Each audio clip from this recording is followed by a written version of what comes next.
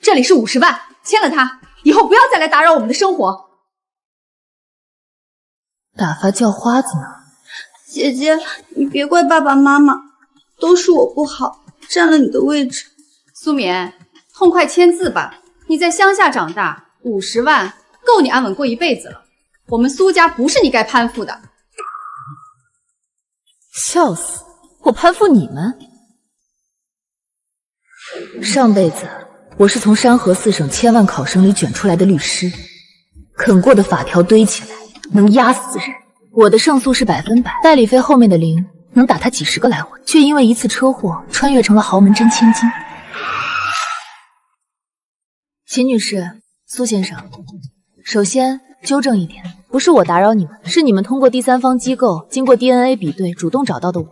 从法律上讲，这叫寻回，主动权在你们，现在就别装无辜了。其次，关于这份声明书，根据法典第143条、第153条，结合我方当事人，也就是我，涉世未深，且与协议相对方存在显著社会地位悬殊的情况，你们现在拿给我的不是补偿，而是一份存在重大法律风险的文件。在未获得独立法律意见且存在重大误解、显示公平的前提下签署的放弃重大权利的文件，极大可能被法院认定为可撤销。最后，关于这50万，他或许能够在小县城付个首付，但根据海城近年关于抚养费纠纷的历历倾向，结合苏氏集团过去18年的平均利润，你们家庭的日常消费水平，以及苏婉在贵族学校、海外游学、奢侈品消费等方面的具体支出，你们欠我的远远不是这50能解决的。你们欠我的抚养费大概在这个数字的1000倍左右，当然这还没计算精神损害赔偿，所以这份协议我不能签。你敢威胁我？不，我只是提醒你们，欺负人之前最好先看看对方懂不懂法。既然你这么想回苏家，那就回去，希望你别后悔。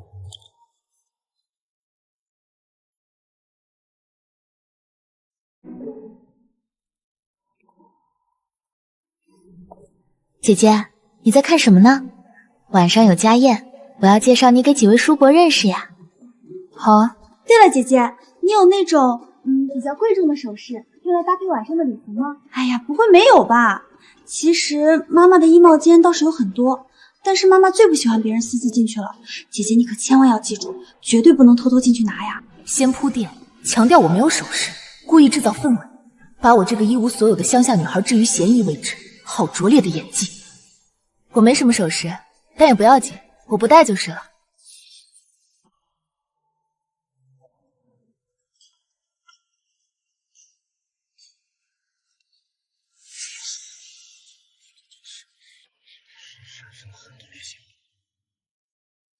妈妈，您今天不是说要戴那条刚从佳士得拍下来的钻石手链吗？怎么手腕上空空的？对呀，明明上午还在梳妆台上看见了，出门时急却没找到，会不会掉在哪儿了？那条手链可是爸爸送您的生日礼物，价值3000万呢。手链的事儿回去再说。爸妈，我突然想起来，今天下午好像只有姐姐去过3楼的主卧附近。会不会是姐姐没有能搭配礼服的首饰，所以就……苏眠，是不是你手脚不干净，偷了我的手链？乡下的人终究是上不得台面。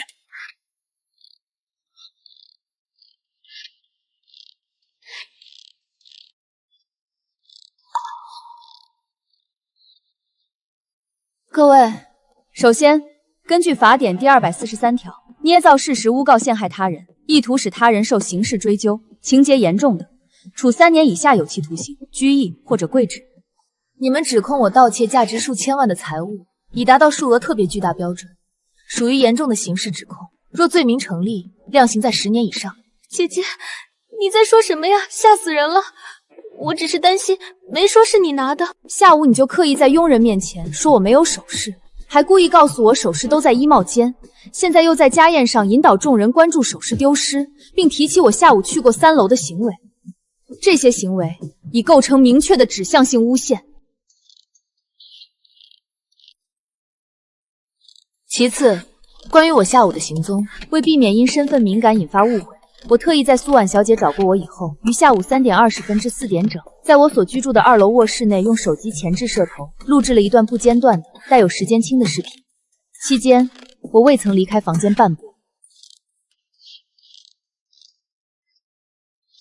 苏先生，我的视频足以证明，在所谓的钻石项链失窃的时段内，我并无作案时间。第三，苏婉小姐，你明知我有不在场证明，却仍在公开场合进行暗示性指控，其主观恶意明显。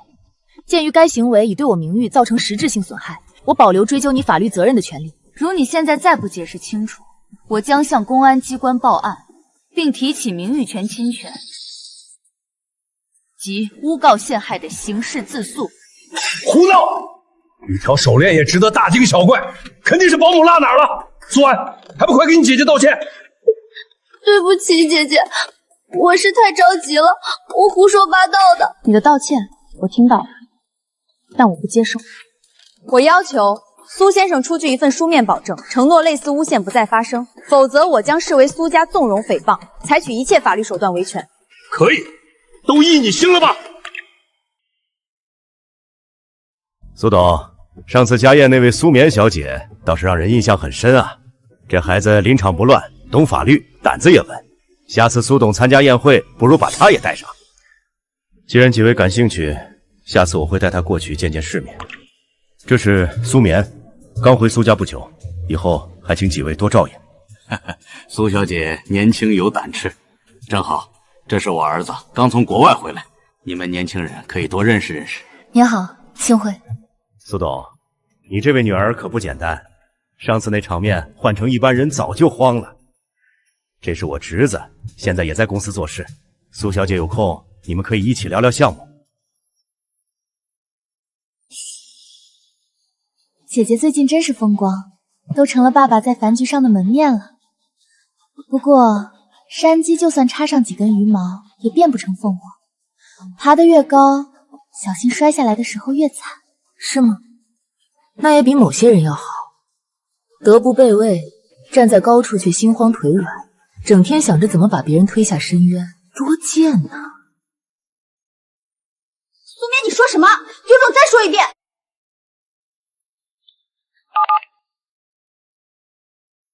计划提前，顾世纽会动手。哈哈，苏小姐，今天难得见面，这杯一定要赏免。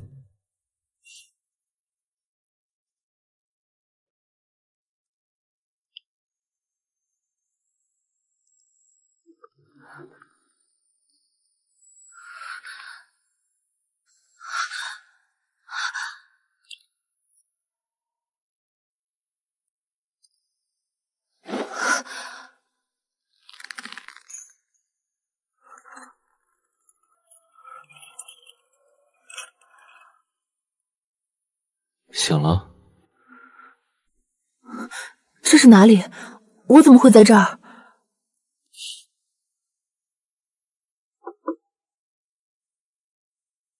这句话应该我问你。苏小姐，夜半穿着睡裙出现在我客房床上，苏家就是这种家教，真是不择手段。这是一个局，苏婉不仅要毁我冥界，还要让我得罪海城最不能得罪的顾燕青。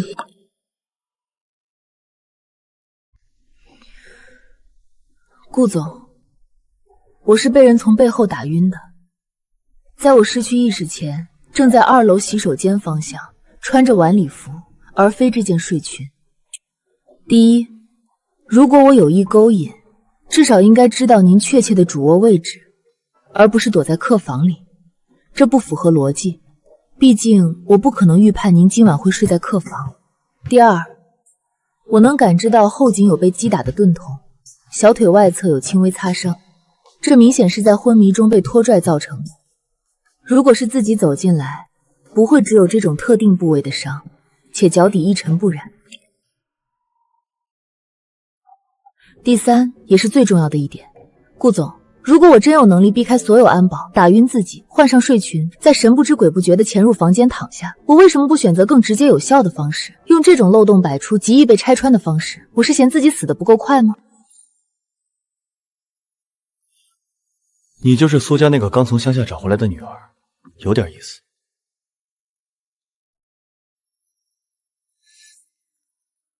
欣赏。爸妈，姐姐会不会是喝多了不舒服，走错房间了？我刚才好像看到她往这边来了。啊，好像就是进了这一间。姐姐，你就算再嫉妒我，再想攀高枝，也不能用这种方式啊！你怎么能偷偷跑到顾总房间来？这要是传出去，我们苏家的脸，顾总的名声就全毁了。姐姐，你太糊涂了。婉儿，你别为他说话，这种不知廉耻的贱人，就该滚回乡下去。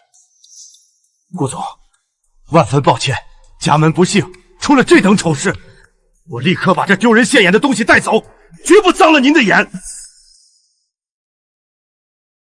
等一下，顾总，能否允许我来验证一下苏婉小姐指控的真实性？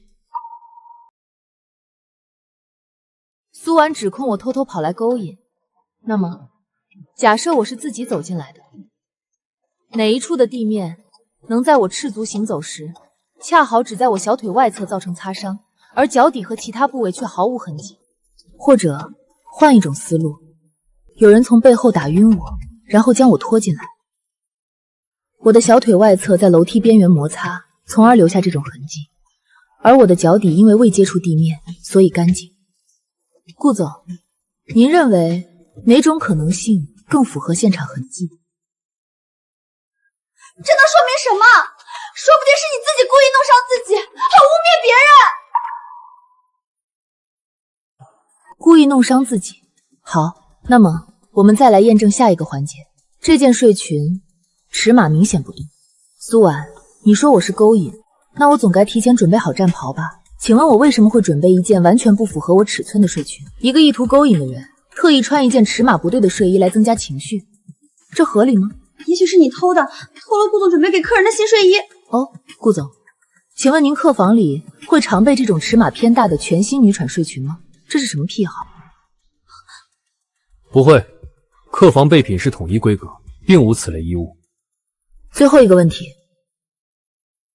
顾总，能否请您让管家立刻调取从晚宴9点半之后的走廊监控？顾少，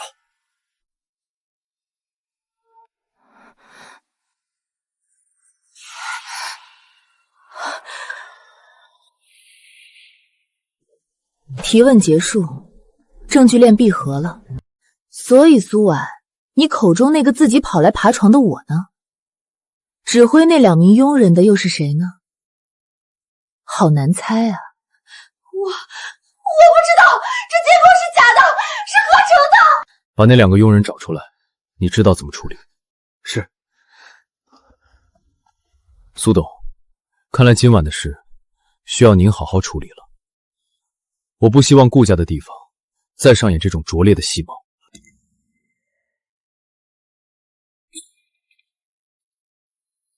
苏眠小姐，今晚这场戏，你欠我一个人情。我时间宝贵，最厌恶被卷入无聊的纷争。顾总说的对，您说的人情，我现在就还。这是苏氏集团近3年虚假的财报下面真正的现金流走向，如果被戳穿，后果您知道的。我当然知道。苏眠，你葫芦里卖的什么药？把这些东西给我，等于亲手递刀子给我，让我去捅你父亲，捅苏家。苏家，顾总，从我被打晕扔到您床上那一刻起，您就该明白了。苏家对我来说无异于龙潭虎穴，有了刚才的东西，你和苏家都在争的城东那块地，无论苏宏远耍什么手段，最终的赢家都只会是您。有意思，看不出你一个小姑娘，算盘打得比商场那些几10年的老头还精。这就完了？你费这么大劲，冒着风险拿到这些，就只是为了顺便帮我拿块地？说吧，你真正想要什么？那我就直说了，第一，帮我拿到苏氏集团；第二，把那个碍眼的假千金，连同他那些上不得台面的手段，一起彻底清理出去。我要他在苏家，在海城，再也翻不起一丝浪花。野心不小，苏眠，成交。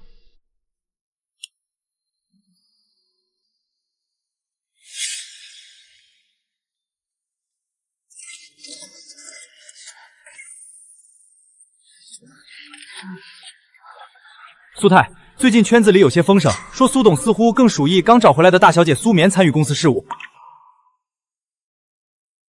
请问将来苏氏的继承人可能会有变吗？不知您对此怎么看？我们苏家一向公正，继承人这么大的事儿，自然是各凭本事。我作为母亲，对孩子们都是一视同仁，从未说过要把什么单独给谁。不过嘛，苏眠这孩子毕竟是在乡下长大，见识、眼界、待人接物都还需要时间慢慢打磨。大家也知道，我这个当妈的也很心疼。不像婉儿，从小跟在我们身边，耳濡目染，知书达理，能力大家也是有目共睹的。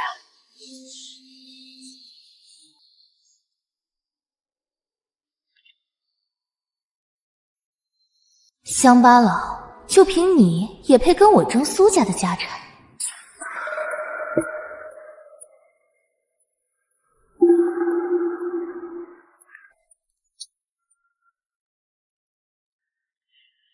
秦女士说的对，继承人的确要看能力和品行，但是根据公司法继承编的相关规定，如果继承人存在欺诈，或者其身份本身涉及重大瑕疵，其继承资格或管理资格是可以被剥夺的。苏眠，你扯这些法律条文是什么意思？这里不是你卖弄学问的地方。姐姐，你在胡说八道什么呢？也不看看场合，别让外人看了笑话。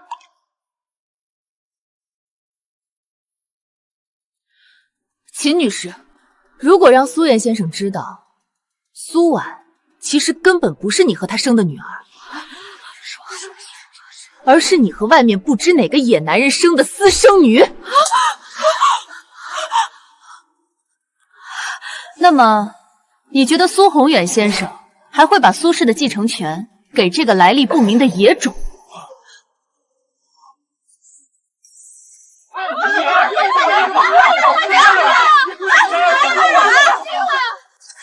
眠，你在胡说八道什么？你疯了吗？这是诽谤啊！他疯了！苏眠，我看你是失心疯了。为了争宠，连这种下三滥的污蔑都编得出来，信不信我立刻让人把你扔回山沟里去？来人，把他赶出去！老苏，你听见了？他就是条养不熟的白眼狼，你怎么能让他这么污蔑我们母女啊？爸爸，姐姐她恨我，我知道，可她怎么能这么说妈妈，这么说我？我胡说八道？那科学证据你们信不信？过去半个月，我住在苏家，原来想找到一些家的感觉，可惜只找到了不堪的真相。这是我用在家里搜集到的生物检质，委托3家不同的具有司法鉴定资质的机构进行的亲子鉴定。这份鉴定我和苏宏远先生、秦雅芝女士的生物学父女母女关系成立，我确实是你们的亲生女儿。苏眠，你到底想说什么？问题出在第3份，这份是鉴定苏婉与秦雅芝领事的生物学母女关系，同样成立。这是怎么回事？这鉴定是假的，肯定是苏眠伪造的。老苏，婉儿是我们收养的孤儿啊，当年你自己也同意的，这报告肯定是他买通人做的。爸爸，我什么都不知道，我只认您一个爸爸呀。收养的孤儿，巧合。那这一份，秦女士，你又该如何解释？这份是鉴定苏婉与另一位男性的生物学父女关系成立，而这位生物学父亲的名字叫王大海，曾经是苏家的专职司机。现在网上全是视频，滚出去！今晚就滚出苏家！宏远，马上启动离婚程序。还有这些年转走的资产，一笔一笔给我追回来。苏家内控乱成这样，集团还能让市场相信吗？苏氏还没乱到需要外人指手画脚。大小姐刚认祖归宗，就懂集团治理吗？就凭她？第一，关联交易链条过长，资金流向和合同主体高度重合。第二，部分利润存在提前确认嫌疑。第三，违规担保一旦爆雷，会直接拖垮现金流。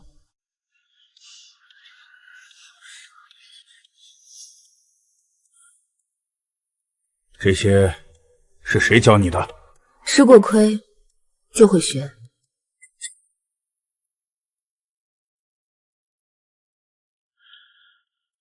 你到底想把苏家闹成什么样？苏家出事，是因为我揭开真相，还是因为你们原本就烂？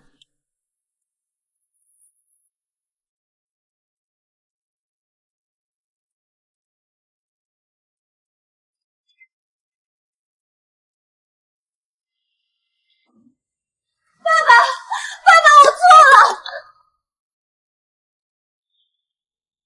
爸爸，我错了。求您看在我叫了您20多年爸爸的份上，求您给条活路吧！我和妈妈现在成了全城的笑话，房子到期了，朋友都躲着我们。爸爸，我一直把您当亲生父亲啊，您不能这么狠心。爸，媒体都在看着，您先上车，这里我来处理。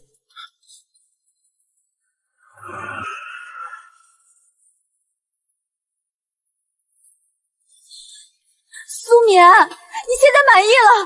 把我和妈妈害成这样，你这个扫把星！你害你们！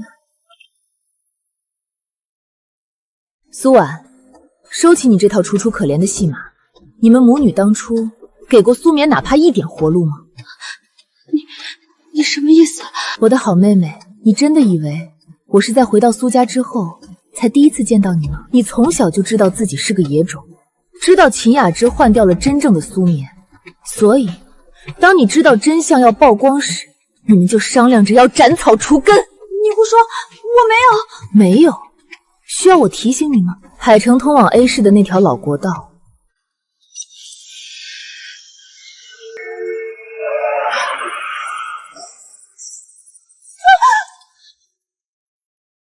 一辆渣土车撞翻了面包车。那个满怀期待来认亲的女孩，送到医院的时候就已经没气儿了。而就在那天下午，你账户里有一笔20万的取现记录，收款的混混名下正好有辆旧渣土车。不可能！你怎么知道的？你到底是谁？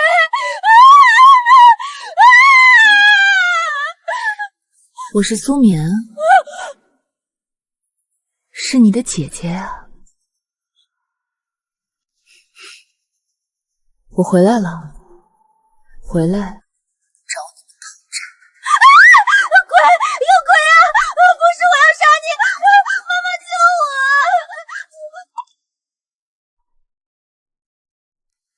不是我要杀你，不是我，是妈妈说的。妈妈说只要你死了，一切就都不会变。苏婉，你刚才说什么？我没说，我什么都没说。来不及了。苏安女士，关于18年前苏眠走失案以及近期顾氏酒会恶意设局事件，请你跟我们回去协助调查。你报警了？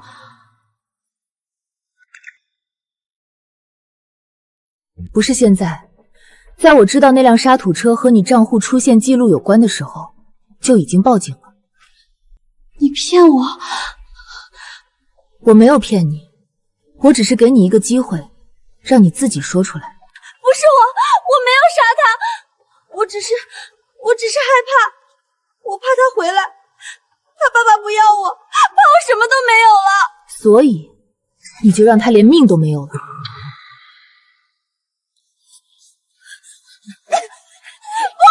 我要见妈妈，我要见秦雅芝。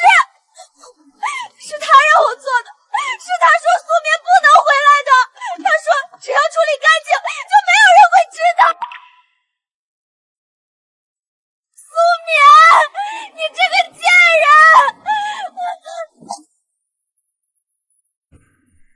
真正的苏眠，你等了太久的这一天终于到了。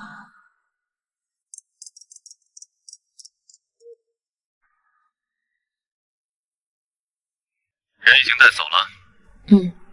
秦雅芝那边，王大海已经开口了。他说什么？他说，当年真正负责安排车祸的人是秦雅芝，苏婉提供了钱和路线，但决定让那辆车撞上去的人是秦雅芝。果然。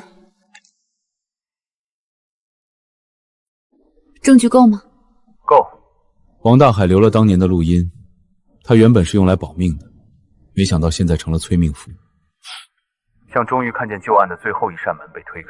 他还挺聪明，可惜聪明的太晚。你还好吗？我很好。苏眠，别硬撑。顾总，我们只是合作关系。合作伙伴关心一下盟友的精神状态，不违规。那就谢谢顾总，我状态稳定，逻辑清晰，随时可以上庭。很好，那等你上庭那天，我给你站前排。顾燕青，谢谢你。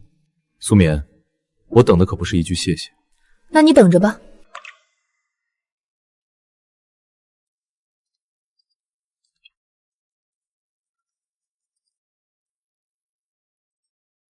苏宏远报警了。秦雅芝女士，请你跟我们走一趟。我可以配合调查，但我要先见苏宏远。苏董不在，那就让苏眠来见我。他不是很厉害吗？不是把我和婉儿都逼到这一步了吗？让他来，我有话跟他说。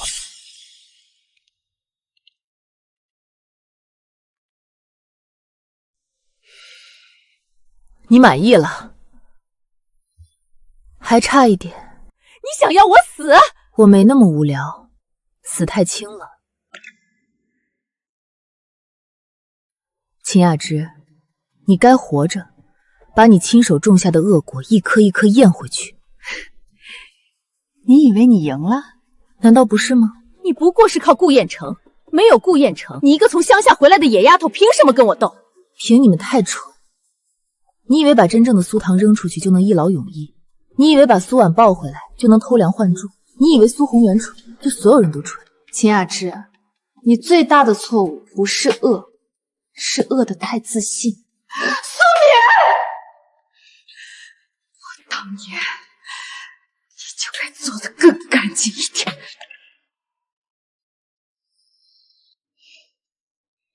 谢谢。秦女士，虽然这段话不一定能单独定罪，但可以作为辅助证据。你算计我！你不是一直说我乡下长大见识短吗？现在见识到了。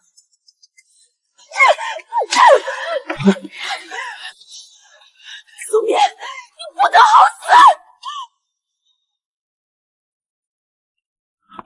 死！小眠，有事？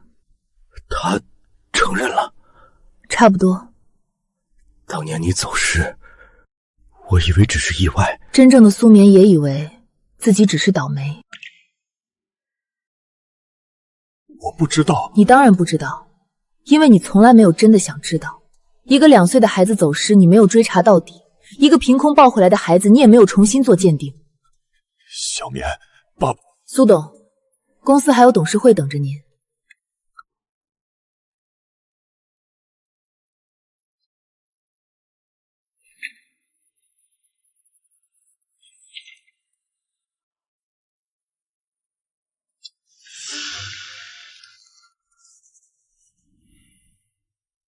苏董，家事我们本来不该插嘴，但现在舆论已经影响到了集团声誉。合作方连续3家发函询问内控问题，这不是一句家门不幸就能解释过去的。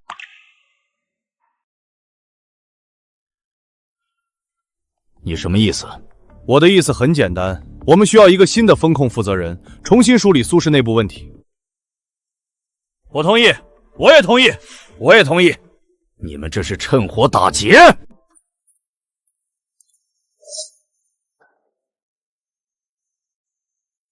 苏大小姐也来了。不是也来了，是被请来的。是我让他来的。沈董，苏氏现在需要的不是面子，是止血。沈董不会觉得一个刚进公司的小姑娘能止血吧？董事甲名下的恒毅咨询，过去3年从苏氏拿走了7300万咨询费，合同里写的是战略顾问，但实际交付材料重复率超过60%，其中4份报告和公开行业白皮书内容高度重合。你胡说什么？我把合同、付款节点、交付文件、查瞧比对结果都整理好，需要我现在逐页放给大家看吗？还有张董，你名下亲属公司承接苏氏供应链项目，报价高于市场均价22%。去年4季度，项目延期导致苏氏违约，赔偿860万。你在董事会上说是供应商不可抗力，但邮件记录里，你早在项目延期前1个月就知道问题。苏冕，你什么意思？意思是，如果各位今天真心想谈内控，我很欢迎。但如果有人想借舆论风波逼宫，同时把自己手里的脏账藏起来，那我建议先把律师叫进来。好，我提议由苏棉暂任集团合规与风控特别顾问，直接向董事会汇报。他凭什么？凭他刚才3分钟让你闭嘴。你什么你？也凭我手里还有你另外2份没放出来的材料。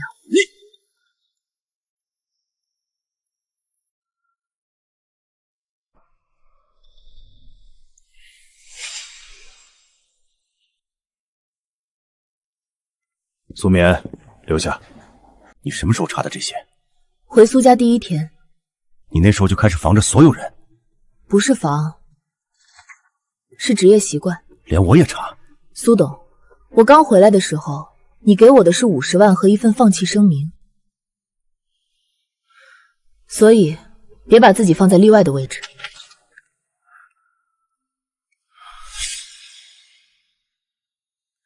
以上就是第1阶段整改结果。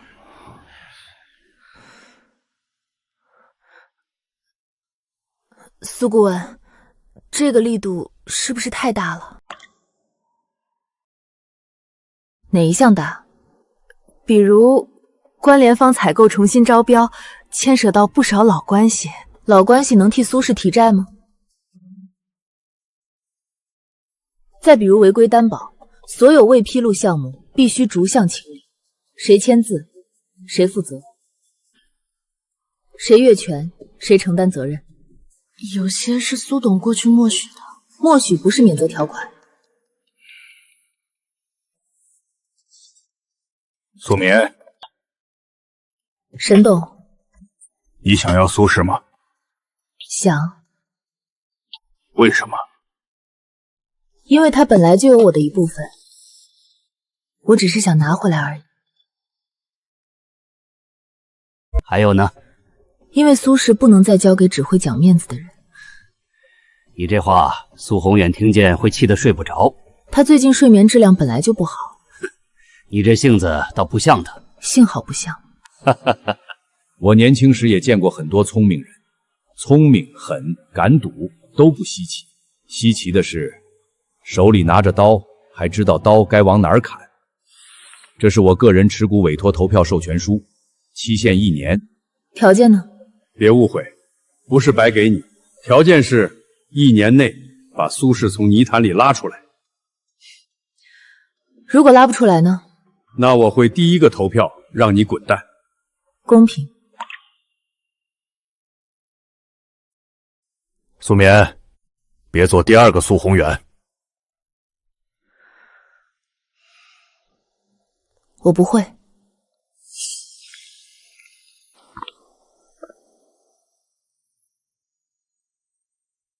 顾总这么闲，合作伙伴出庭，我来旁听。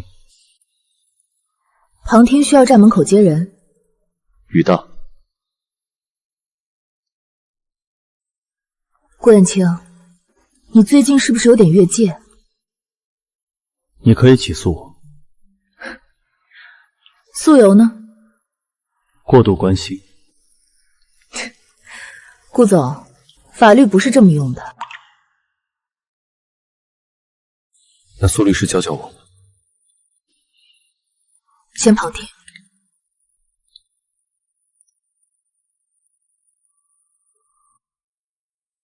闭嘴！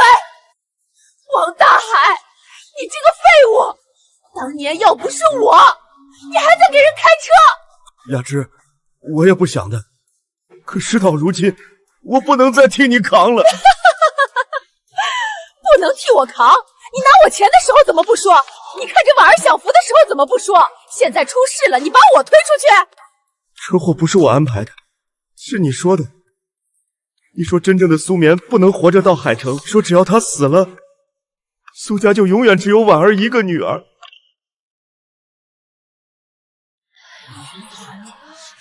真正的苏棉已经听不到这些话了，可我必须替他听完。现在宣判。我认罪。迟来的公道终于到了。小棉，判了。你心里好受一点了吗？这句话，你应该问死去的那个苏棉。我知道我没资格求你原谅。你确实没资格。你连骗我一句都不愿意。苏董，成年人应该有承受真话的能力。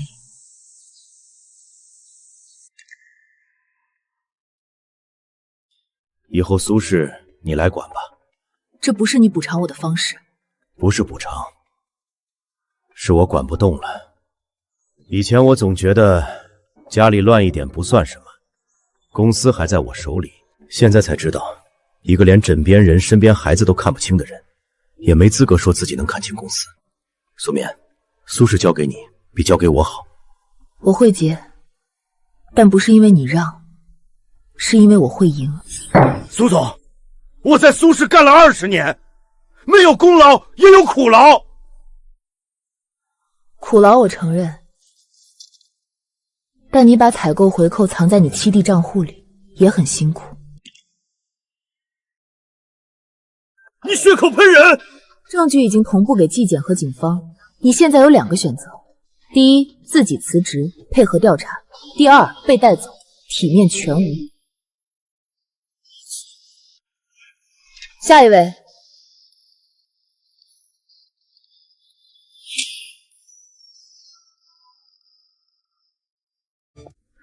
苏总，谢谢您。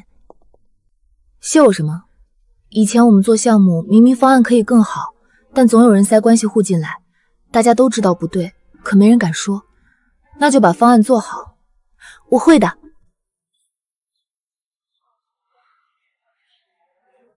我替他走到了这里，以后我也替自己走下去。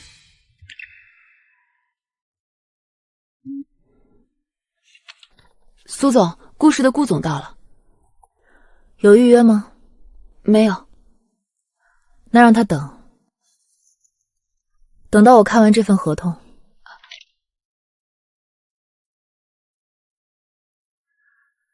苏总现在架子很大。顾总没有预约，能喝到茶已经是我礼貌。苏棉，你真是一点亏都不吃。吃过太多，所以戒了。城东项目下个月启动，顾氏打算公开招标2期供应链。找我走后门？找你合作。顾总，你现在说话越来越会包装了。苏氏有资质，有整改后的透明体系，也有你，我没有理由不考虑。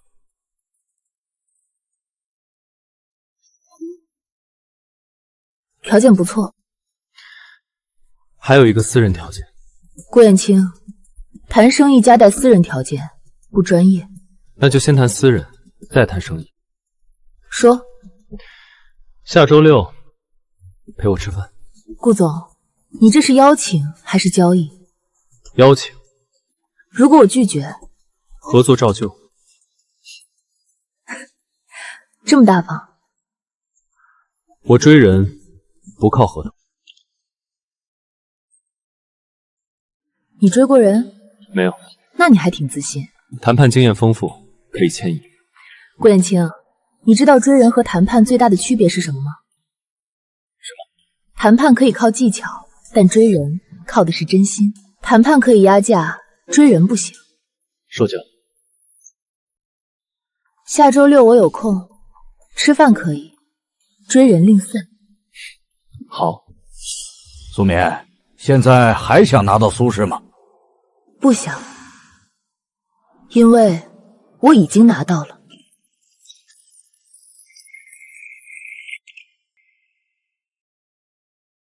狂。您不是早知道吗？知道，但没想到这么狂。那您后悔投我吗？不后悔。苏阳，往前走吧。我一直在往前走。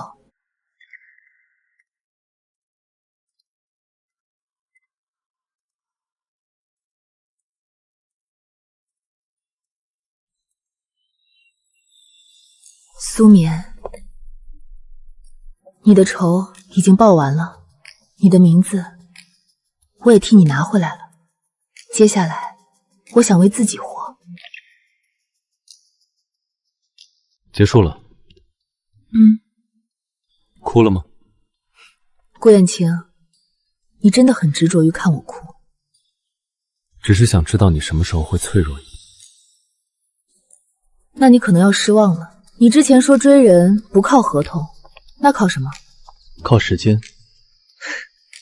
那你赢面挺大。为什么？因为我现在最不缺的就是时间。